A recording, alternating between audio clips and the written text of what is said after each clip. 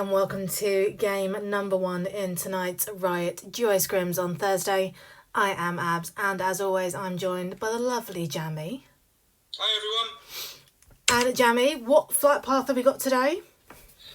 We have, if I can get the map, so we've got southeast from Millie Base up to Severny. So nearly a central flight line, slightly angled. Mainly the eastern side of the mapper is in play.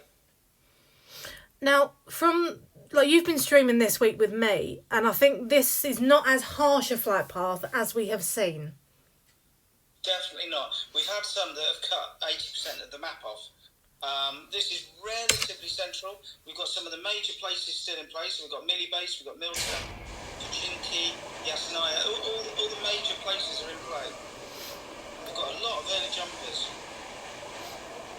But I think you kind of get that, because a lot of the streams we've been doing are 3 matches, and with this one being 2, normally what I find is that with the first one, they're taking that as a chance to, gain some knowledge about the other teams, see the way in which they play. You haven't got that. This is literally, you've just got to go full on across both matches to even have a chance of getting first. Absolutely, and plus, because this is duo play, with squads, these squads play against each other a lot. They know each other's gameplay. Whereas in duos, it just adds a little element of the unknown to it. Oh, of course, and I think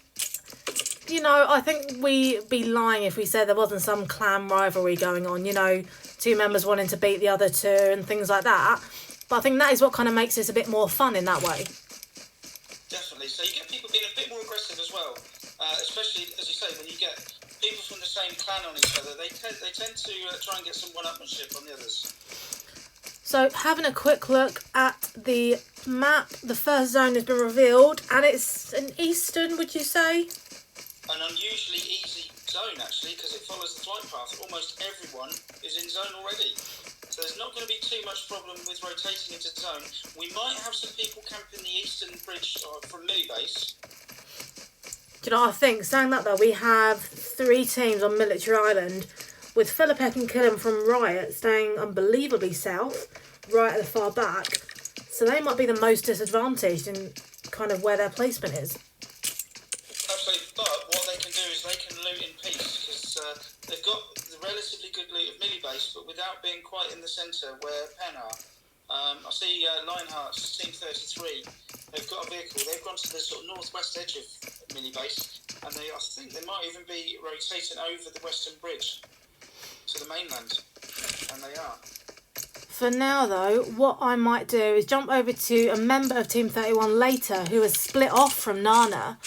They are at the mansion with Team 49 and Team 32. Okay. So now we've got later just on the outside scoping in toward Vape, Hard and Rocky. And then we've got the Penn team of Team 49 just on the right side, getting a bit of rotation in there. I'm not sure if it was a good idea for them to split so early. No, sorry, I'm just looking at the moment, because we've got Team 27, Crazy and Revolt, over at North George Apartments, and we've got a couple of duos that are heading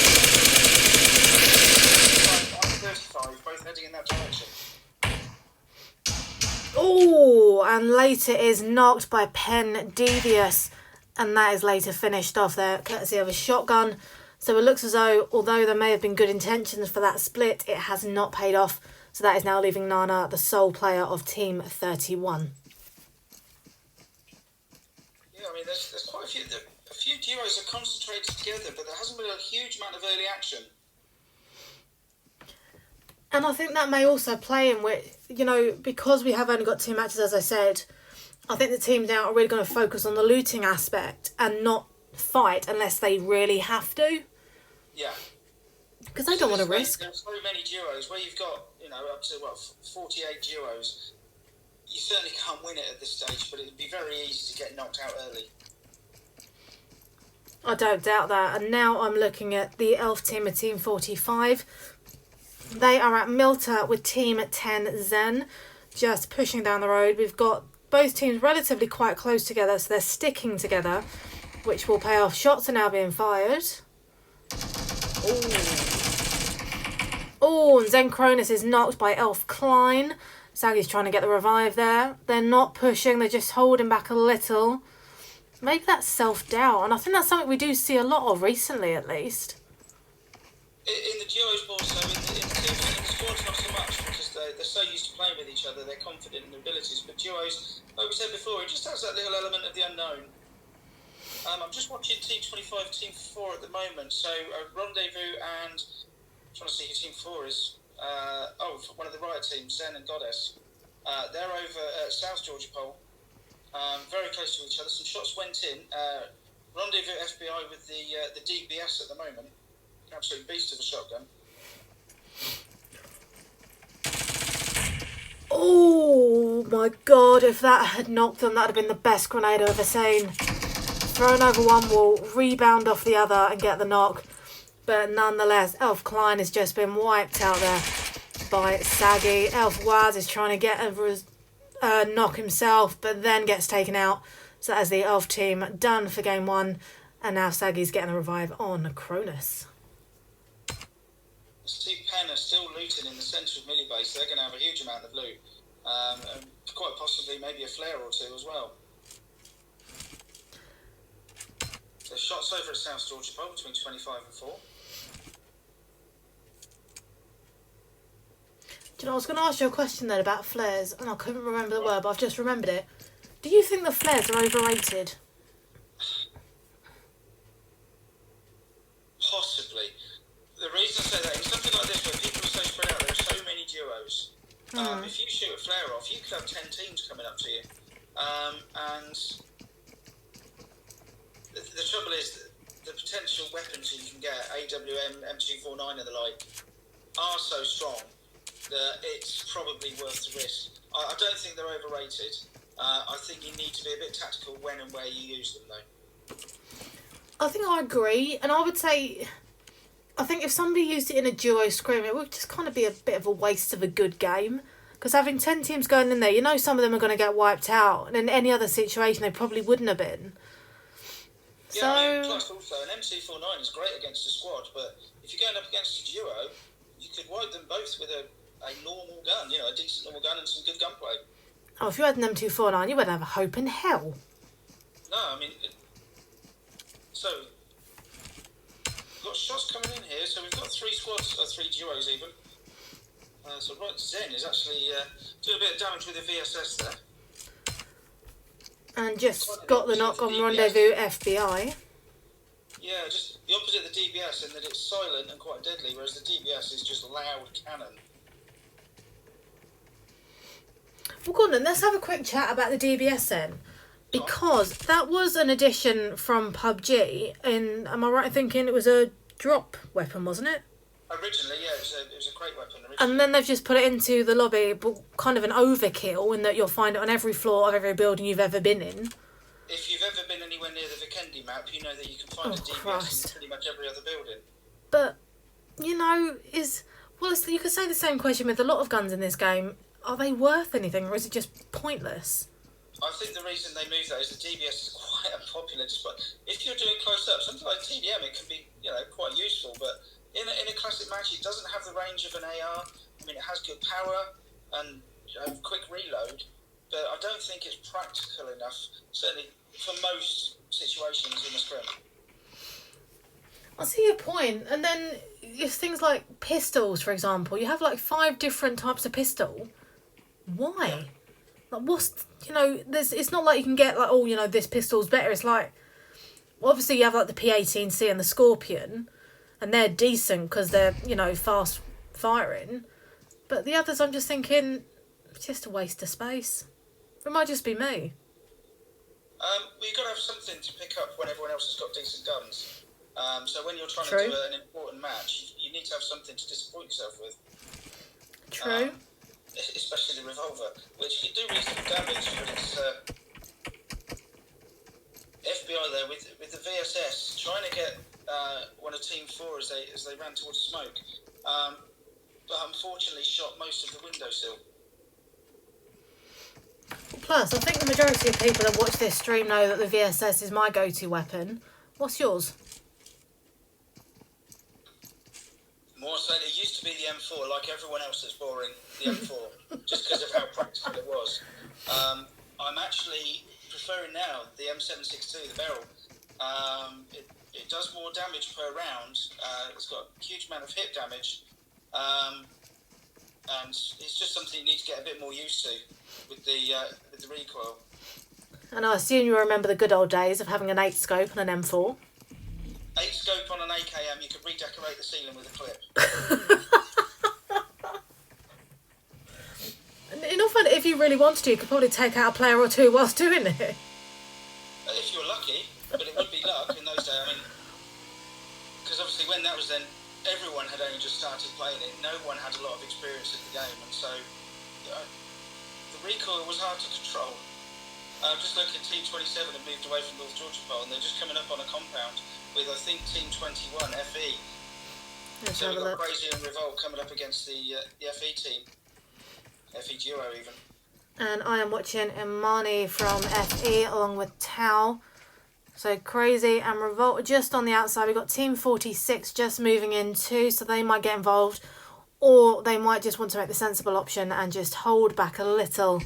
Let Team 27 and Team 21 go at it and then come in at the last minute and get a knock themselves. Revolt takes down FE Tao. Crazy's going up against Imani. And that's Crazy now knocked. Oh! That was so close. That was just a toss-up who got the first knock, the first kill there, because they were both on roughly the same health. There's some good gunplay there by FE in the end. I feel more sorry for the Jeep. Imagine taking that to Quick Fit. Oh, what happened? Oh, I got shot. If you get it as far as Quick Fit with everyone else shooting at you, you've done well. Actually, considering almost everyone was in zone, we've now got a load of people who are currently in the blue and they're looting.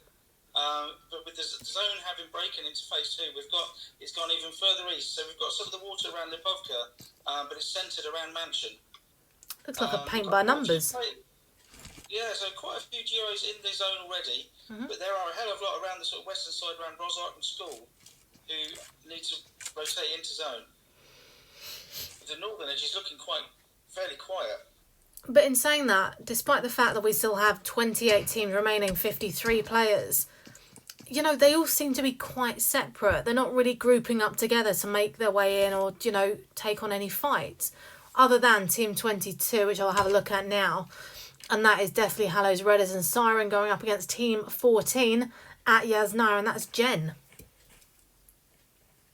Yeah, I agree. I mean, we've had a few, but I mean, you haven't, you know, there was a time when all the aggressive teams or players would go to Pachinki and they would all land there and they would see who's best and someone would come out victorious. But it seems to me that maybe at the moment they've just been a bit more pragmatic and separating a little bit and looting. And it's saying that it's totally different to the matches we were streaming yesterday for Riot, the Riot squad matches. In game number 3, we didn't know whether we were coming or going. There were times when, I mean, we went down from 11 players to the game finishing in less than 10 seconds.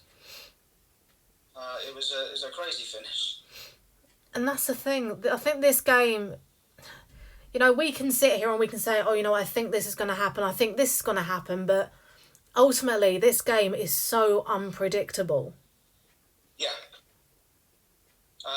Mainly because there are people involved. So we can try and second guess. You can look at gameplay, but sometimes people do strange things. Good God. Redders just took down Fitzy with an M24. Lovely shot from Redders there. They're now pushing. Grenades going up. Smoke's coming in. I'll tell you who is sitting in the pop seats at the moment. Duo number 42, Elusive Tula. They're down by Milter. They're in zone, and there's no one within about a kilometre of them. Oh, here we go. We need to see Redders try and climb up on a door. So Team 26 risks. They've got a drop here, and there's an M249 in it. Are they going for it? They're leaving the M249. So Rapid has got a DP28.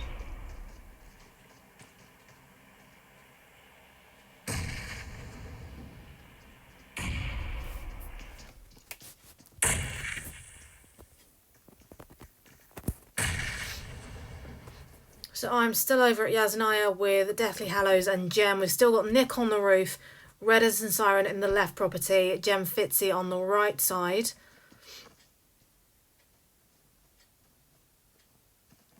So Risk must like the weapons they've got, because they've just left an M249 in the drop crate.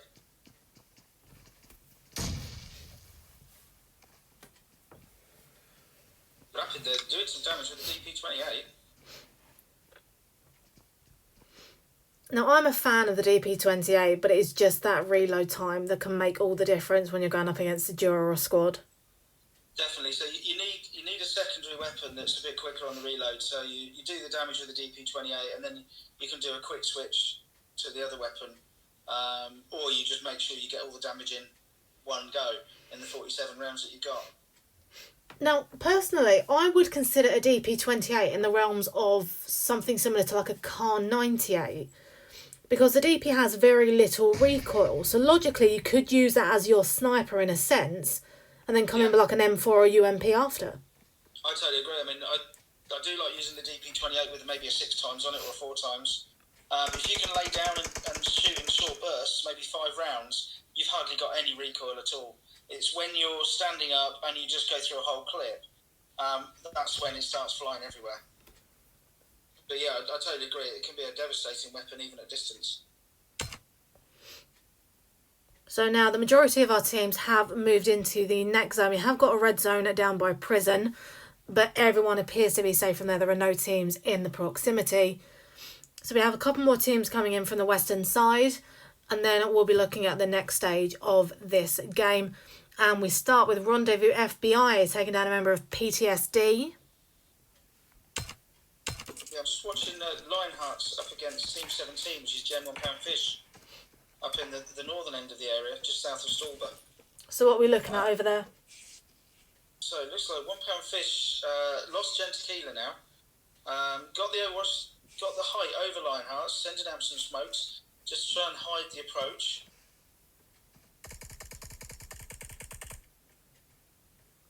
And now trying to beat a bit of a retreat. Just get a bit further back away from the edge of the hill. And actually putting the gun away so £1 Fish can run a bit faster. And another one with a DP28 actually, £1 Fish.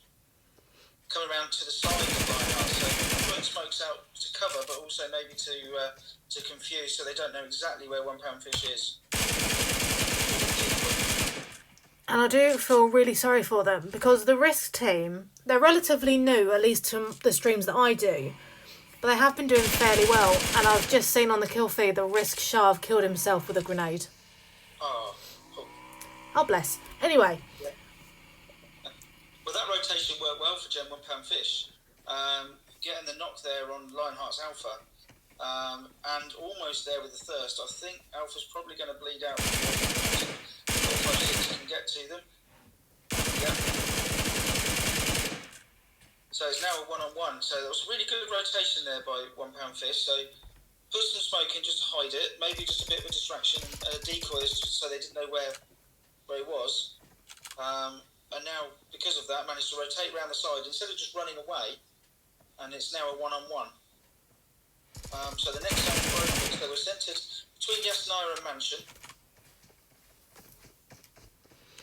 And I've just finished off with Rendezvous Snout taking down both Gen Temp and Damo.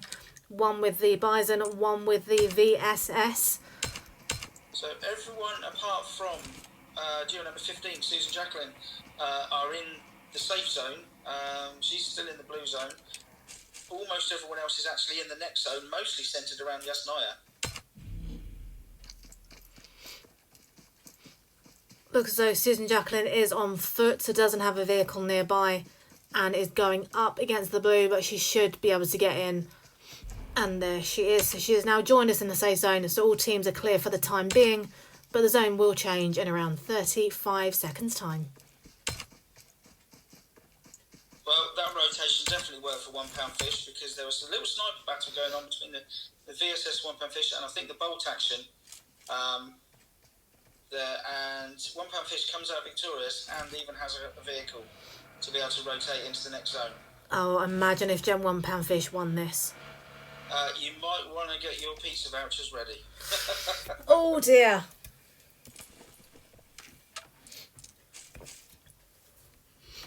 So let's now have a look at the zone. So it's now moved to the west slightly, but the majority of our teams are still inside. Obviously, Susan Jacqueline, who has just come out of the blue zone, will need to make her way north, as well as Gen 1 Panfish coming south, and Rendezvous coming into the southwestern side. But there is still some action going on. Jamie, what do we have? Well, right now I'm watching Redders and Siren from DH.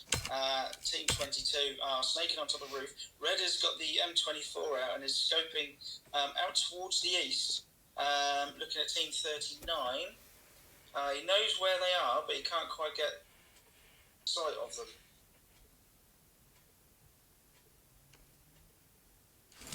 Now, looking who else is around. So we've got, so 22 and 33 in Yasna. We've got 39 and 14.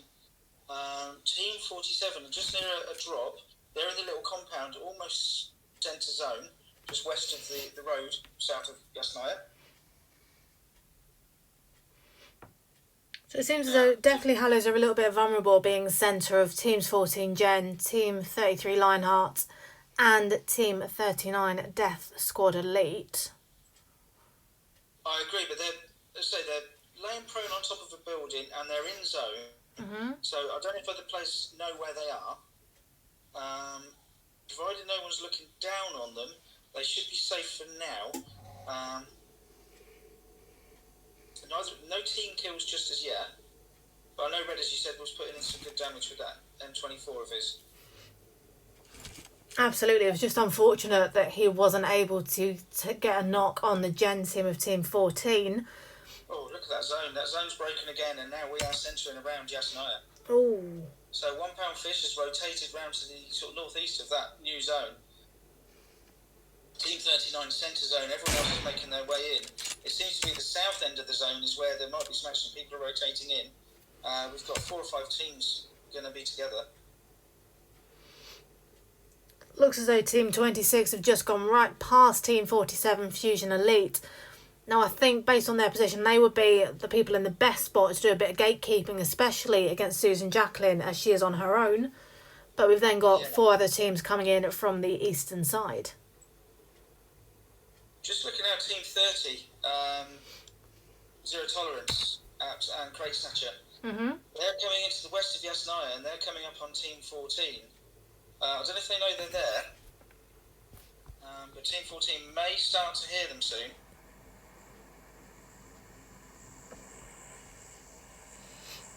And we've now got Susan Jacqueline just coming in from 205, creeping into the apartment spaces. Oh, and we've got Risk going up against Death Squad Elite with Graden getting the knock on Heidi.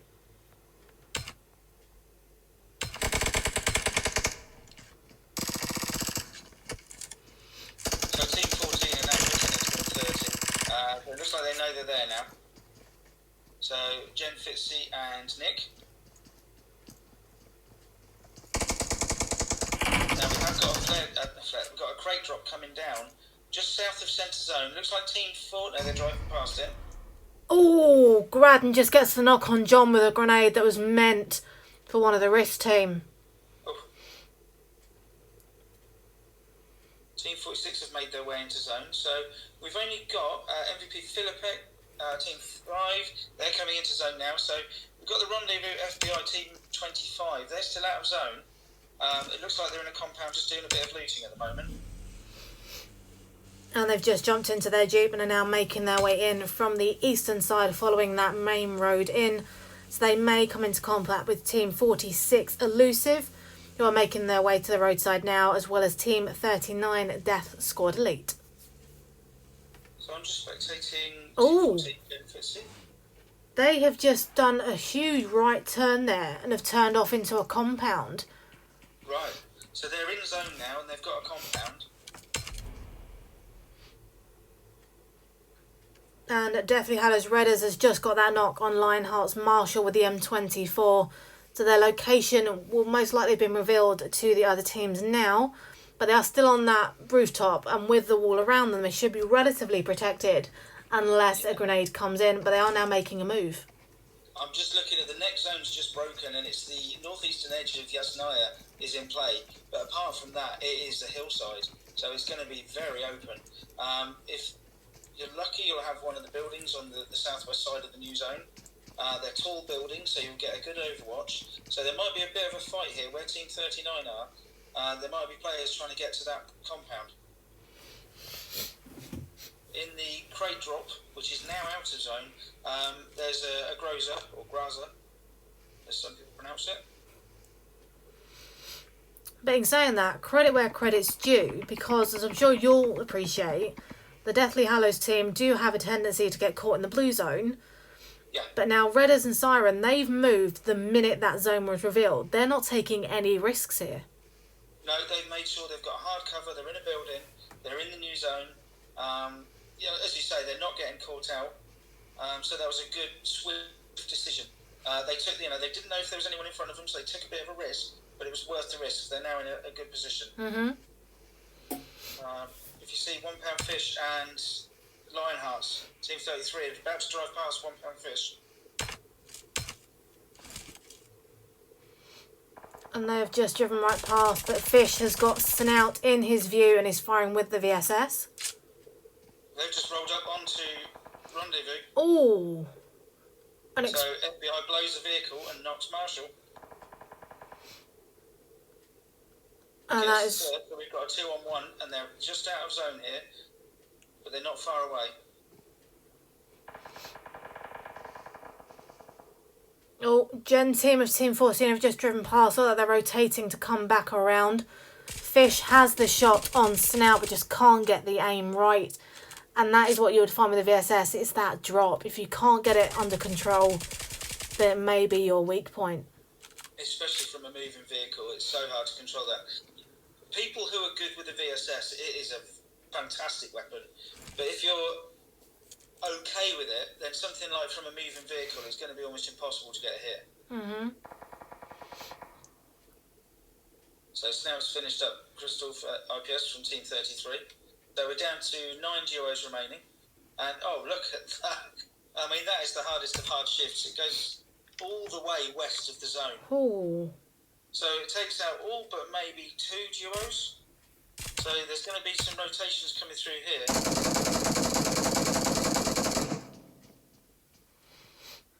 Oh, and Redders just stole a kill from Susan Jacqueline, but she then takes down Crate Snatcher. And is now preparing a grenade to go towards Siren and Redders. I think we've got a VSS battle here between FBI and £1 Fish. Neither of them are near the next zone. Oh, beautiful finish from Siren there, taking down Susan Jacqueline with the Uzi. Yeah, so the Gen team, Team 14, have been taken down. Right, Zen just threw a grenade, took down Siren, a brilliant shot there. And they're now retreating to hopefully get the revive, but they will likely push as it is the Riot team, and they are known for it. Just taken down Rendezvous team. So he's now got a very hard rotation into zone. He's got quite a distance to go compared to the others.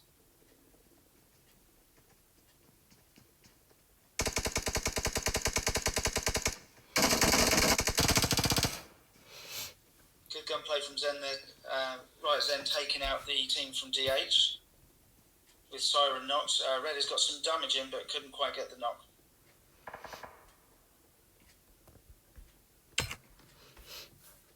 And now we're almost at the end of game number 1. We have 4 teams left. Riot in Team 4, Gen Team 17, Death Squad Elite in Team 39, and Fusion Elite in Team 47. I'm just spectating Team 47. The thing is here, we've only got 2 duos that are in zone. Well, actually 3 as Team 39 make their way in. £1 Fish is still alive. He's still doing it. He's up on the hillside.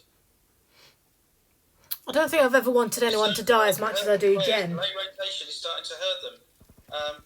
Fusion Elite. Lawbean is down.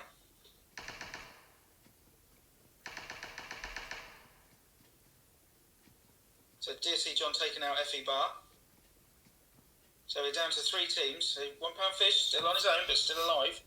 Into the top 3, and currently the only one in zone. So the zone breaks to the northwest, just under Pollyanna.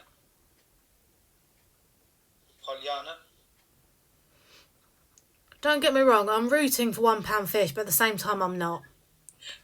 You don't want to buy that pizza, do you? Oh, God. So, Team 4 Riot putting a huge amount of smoke out now. Just to cover their move into zone. And a grenade or two for good measure.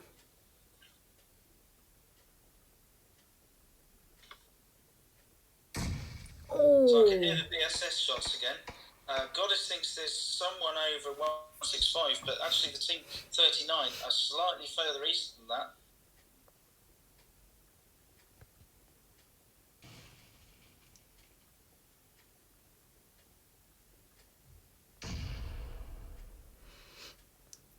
Now Graden and John are just rotating around. They could come up against £1 Fish in just a moment. Looks like Graden's worked out where he is. Oh, and your no. money is safe for another week. Oh, thank God.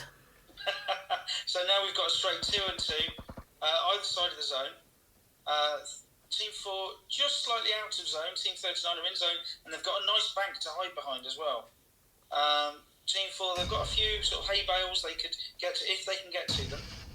I don't know who's got the most nades left, but there seems to be a lot going out. And now the zone is moving in again. We've got Goddess and Zen over at 290. Death Squad Elite on the opposite side. They are inside zone, so Team 4 have to make their way in. This could be close. Oh. Then takes out Goddess on hardly any health. Graden managed to get a hit. Goddess, I'm not sure if she's going to be able to get the heal in. Zen's taken down, so it's a 2-on-1, and Goddess on hardly any health. And they do know roughly where she is as well. But she does have an Uzi, and that might be her one saving grace. Oh, Molly comes in. She hasn't got any medkits or first aids. And there we go. Unfortunately, the fact she couldn't heal up, I think, probably until they knew where she was roughly. Mm-hmm. And that is the end of game number 1. And in first place with 14 kills is Death Squad Elite. In second is Riot with 3. In third is Jen with 4. In fourth is Fusion Elite with 5. In fifth is Deathly Hallows with 2. In sixth is Rendezvous with 8. In seventh is Jen with none. In eighth is Jen with 1. In ninth is Zero Tolerance with 3. In 10th is Lionhearts with none. And in 11th is Elusive with none. So you have been watching the Riot Duo Scrims on a Thursday. If you have enjoyed the stream, please follow the channel for more content. We will be back in just a moment for game number 2. So join us soon.